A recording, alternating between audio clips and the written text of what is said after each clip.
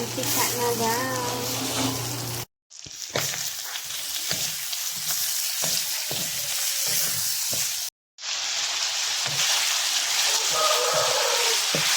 Yan guys, nilagyan ko lang del monte, toyo, suka, paminta, at laurel.